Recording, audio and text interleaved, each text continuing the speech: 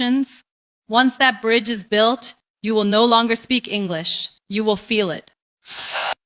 Now, let me tell you the secret method I discovered. It's simple, beautiful, and anyone can do it. For the first 10 days, you focus on listening.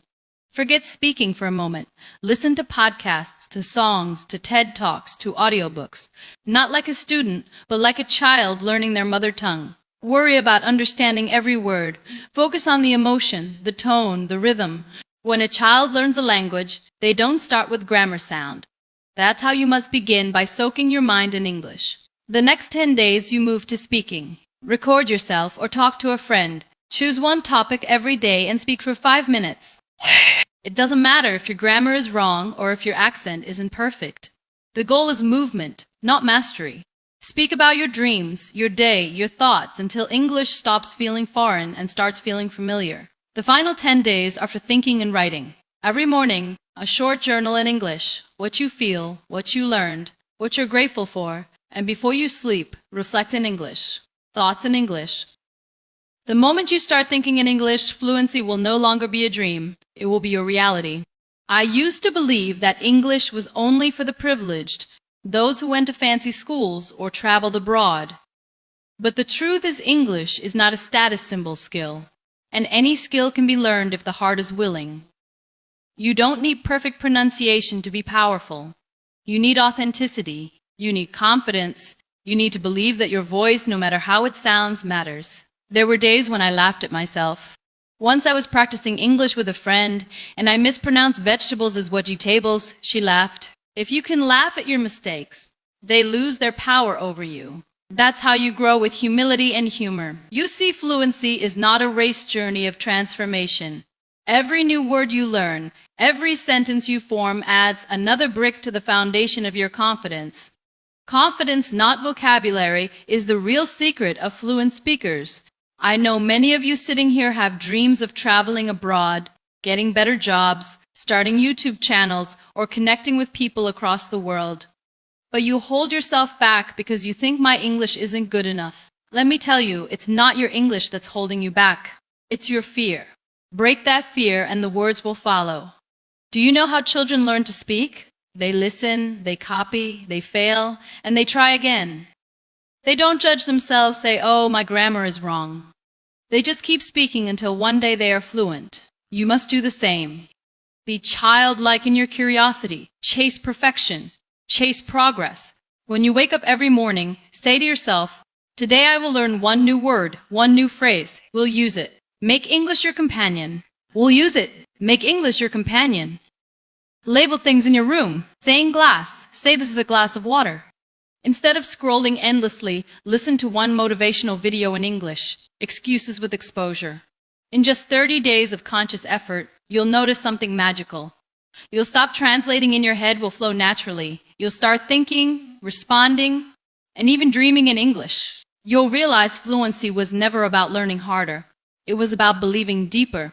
I want you to remember this: endless English is not the language of the elite. It is the language of empowerment.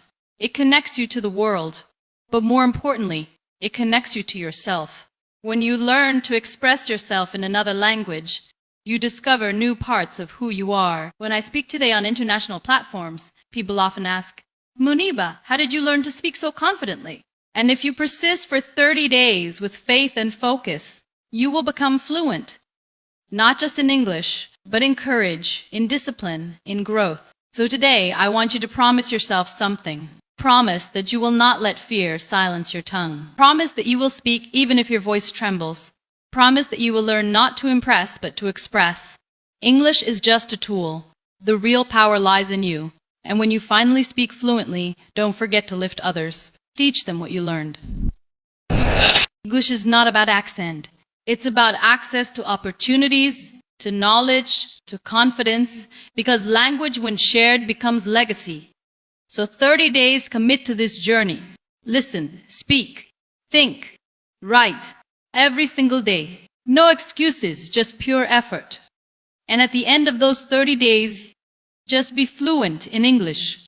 You'll be fluent in self-belief. My friends, I couldn't walk, but I learned to fly with words. I couldn't dance.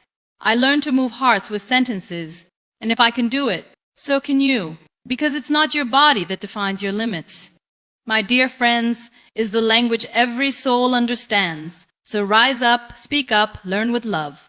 One language can open 1,000 doors, and the first door it opens is the door to your own potential.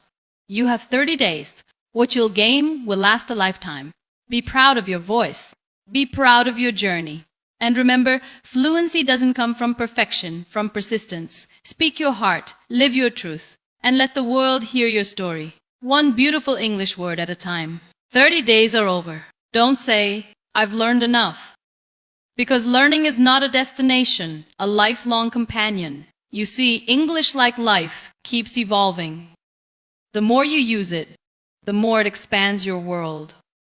It gives you wings, but only if you keep flying. I often meet young people who say, Muniba, I tried speaking English for a week, laughed at me, and I tell them, let them laugh. One day, clap. You must be willing to be misunderstood for a while before you are celebrated for a lifetime. Every expert was once a beginner speaker, once stumbled, hesitated, and doubted, but they didn't give up. And that's what makes all the difference. Not talent, not luck, but consistency. There is something magical that happens when you start believing in your own voice. Words you once struggled to pronounce begin to flow effortlessly. The same sentences that took you minutes to form come out naturally. Why? Your confidence rewires your brain. Confidence is not built by being perfect. It's built by practicing when no one's watching. If you truly want to master English, fall in love with it. Don't treat it like a chore. Treat it like a friend. Watch movies not just for entertainment, education. Listen to people who inspire you.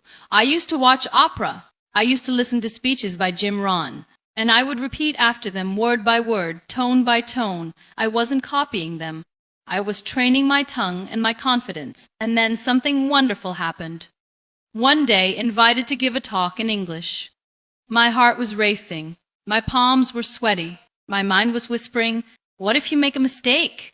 But my soul replied, so what if I do? I'll make it beautifully. And that day when I finished speaking, the audience stood and applauded. Not because my grammar was perfect, my passion was pure. You see, the secret is this. The world connects with emotion, not perfection. If your words come from the heart, they will reach other hearts. No matter the accent, no matter the mistakes, because authenticity speaks louder than accuracy. For those of you who feel shy, I'll tell you something. Shyness is just fear wearing a polite